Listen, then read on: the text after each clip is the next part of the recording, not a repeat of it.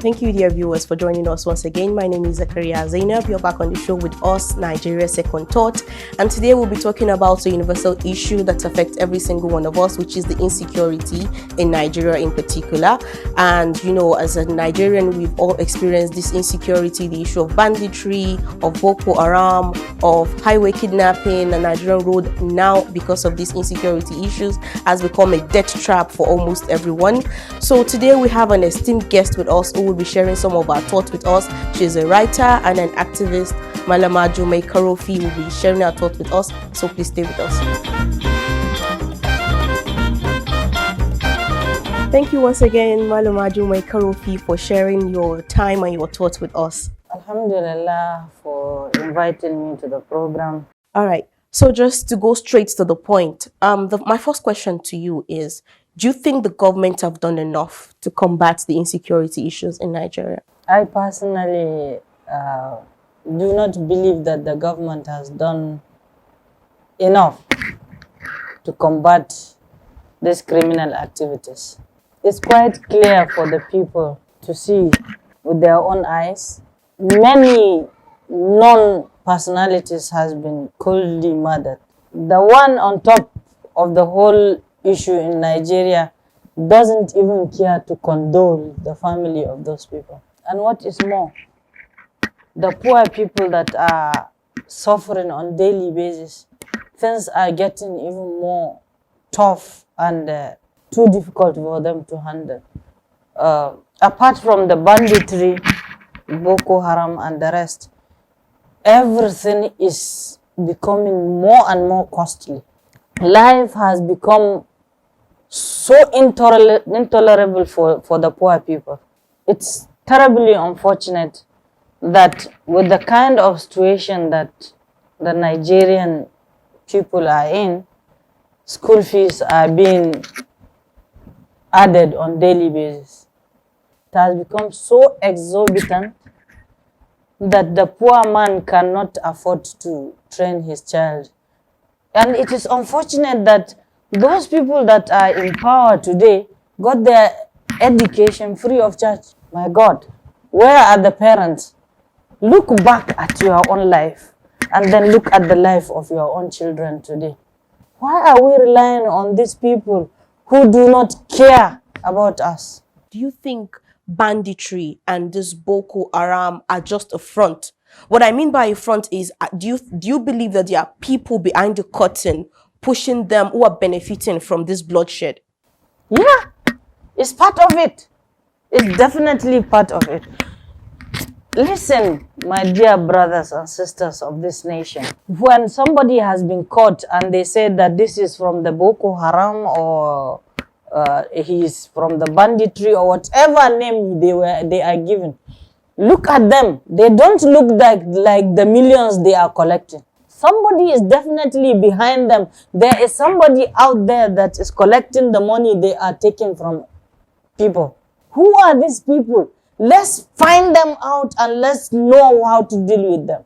When Boko Haram was happening in Maiduguri, we all thought it has nothing to do with us. We are not in Maiduguri. But today, everywhere is Maiduguri. And at a certain point, everybody thought this is a northern issue. Today, it is happening in the south. It is happening in every part of the country. They keep saying that they will combat it. What are they doing? What are they doing? On the contrary, look at the government of Kaduna State. His people are being taken here and there. What does he say? There is no turning back. Let's see if his child is taken. Would he say the same thing? It doesn't matter to him for one reason only. None of his own has been taken. Then, as for us, I as a mother, you as a mother, it doesn't matter whether you are an Igbo, Yoruba, Shekiri, Yoruba, whatever you are, for as long as you are a mother. You as a father, it doesn't matter what you believe in or what ethnic group you belong to. Let's come together. Let's put our hands together and then we fight, not with the arms. Because when we pick up arms, what do? We kill each other. Right, thank you. So some people are talking about picking up arms, fighting the government. And many people then are fearful of words like unite, coming together. When you say coming together, what exactly do you mean by this? Thank you. We should come together and say no. Okay. We have this power. It is in our hands. But we can only use it when we unite and become one. They are in that position because we allowed them to rule over us. You are only a ruler when you have subjects. But when we say no to these atrocities, when we say no, we do not accept this. When we say no, we will not accept oppression. And we refuse in every way. We refuse to work under them. We refuse to accept their rules of law. We refuse everything. And we stand on our feet on the streets and tell them you must go. So in recent times, the issue of partitioning Nigeria as we know it, dividing all of us going our separate ways. So you have the IPOBs clamoring for Biafra and Yoruba people clamoring for an Oduduwa state. This division has gathered so much momentum, and even in recent time we had the June 12 protest where the Yoruba people are calling for the Oduduwa nation. Do you think it is fixable, the amount of division that we have in Nigeria? Do you think it's fixable? And if it is, how are we going to fix it? Even this is the work of those who are in authority. If we come together and we speak with the same voice, they will not be able to do what they are doing today. But when I think I belong somewhere else and you belong in another side and belong to another ethnic group, I think of you as my enemy and you think of me as an enemy. What we do is we are actually clamoring to fight each other instead of coming together in order to speak with the same voice. It's unfortunate that even the few that have gotten educated amongst us are unable to see this. What we seek today is not for the country to be divided. On the contrary, what we seek today is unity. Okay, so my next question to you is, we have the importance of the clerics, and we know how powerful words are, and Nigeria is such a country where, religion is so important to people. Do you think the clerics are aware of the responsibilities that they have, and do you think they are carrying out their responsibilities the way they should carry it out? The clerics, whether they are Christians, whether they are Muslims, whatever they claim to be, let's look at them. They are working hand in hand with the government. They get paid to say the things they say. They keep dividing us, and this is the problem. They keep telling the Christians that the problem is the Muslims. And the Muslims are telling their followers that the problem is the Christians. For God's sake, we are brothers in creation.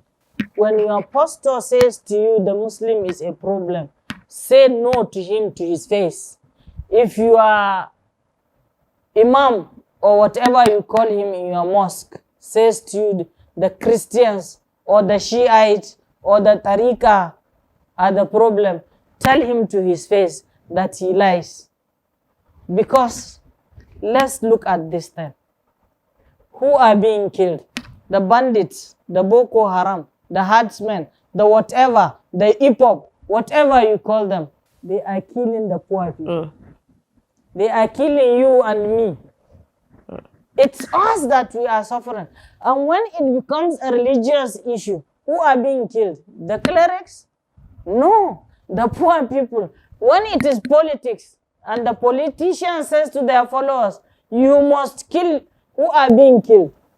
The poor people. Very important point. Thank you very much for sharing that. So my final question to you is, how do we move on? How do we heal from this endless circle of bloodshed? What do you think, in your opinion, we should do as people to move past this? This is not what happens only in Nigeria. It happens all over the world.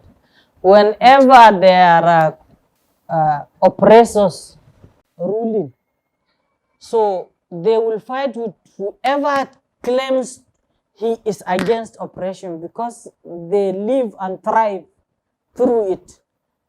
So if you take away the oppression and tyranny from them, they are nothing.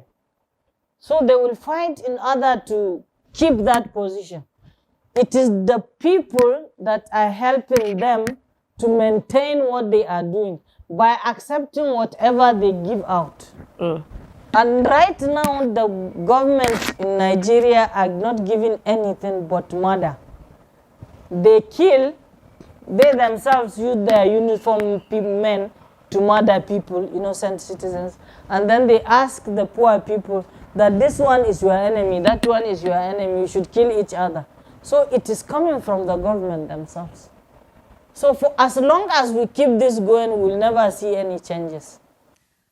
Thank you so very much for sharing your thoughts with us, Malama Jumai. We called you and you honored us with your presence and your time and your thoughts. And we hope the next time when we invite you, you will be able to hear that call. Thank you. Thank you so very much. Thank you. And dear viewers, as always, we owe it all to you for giving us your time and sharing your presence with us on this edition of Nigeria Second Thought. Until next time, my name is Zakaria Zainab. See you then.